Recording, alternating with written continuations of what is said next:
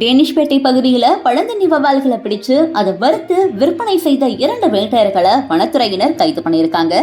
இந்த சம்பவம் சேலம் மாவட்ட மக்களிடையே அச்சத்தை ஏற்படுத்தி இருக்கு. சேலம் மாவட்டம் ஓமலூரை அடுத்துள்ள டேனிஷ்பேட்டை வனத்திற்கு உட்பட்ட தொப்பூர் ராமசாமி பகுதியில அடிக்கடி துப்பாக்கி சுடும் சத்தம் கேட்பதா டேனிஷ்பேட்டை வனத்துறையினருக்கு தகவல் கிடைச்சிருக்கு. தகவலின் பேர்ல சம்பவ இடத்திற்கு சென்ற வனசரகர் விமல்குமார் தலைமையிலான வனக்குழுவினர் ரோந்து பணியில ஈடுபட்டிருக்காங்க. அந்த சமயத்திலையும் துப்பாக்கி சுடும் சத்தம் கேட்டதுனால உடனடியா அங்கு சென்ற அதிகாரிகள் வேட்டையில ஈடுபட்ட 2 பேரை பிடித்து விசாரணை பண்ணியிருக்காங்க. வவ்வால் வேட்டையில ஈடுபட்டது டேனிஷ்பேட்டையை சேர்ந்த கமல் மற்றும் செல்வம் ஆகியோர் என்பதும் தெரிய வந்தது. இவங்க 2 பேரும் பழந்தண்ணி வவ்வால்களை வேட்டையாடி அதை சுத்தம் செய்து மாலை நேரங்கள்ல சிற்றுண்டியா, அதாவது சில்லி சிக்கன் அப்படிங்கிற பெயர்ல பொதுமக்கள் கிட்ட விற்பனை செய்தது தெரிய வந்திருக்கு. இதையடுத்து 2 பேரையும் கைது செய்த வனத்துறையினர் நீதிமன்றத்தில் ஆஜர்படுத்தி சிறையில் அடைச்சிருக்காங்க.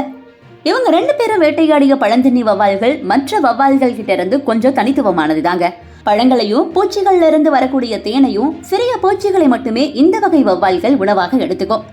ஏற்கனவே நிஃபா வைரஸ், கொரோனா வைரஸ் போன்றவை வவ்வால்கள் மூலமா பரவனதா கூறப்பட்டு வரும் நிலையில வவ்வால்களை பிடித்து சில்லி சிக்கன் அப்படிங்கிற பெயர்ல பொதுமக்களுக்கு விற்பனை செய்த சம்பவம் பெரும் பரபரப்பை ஏற்படுத்தி இருக்கு.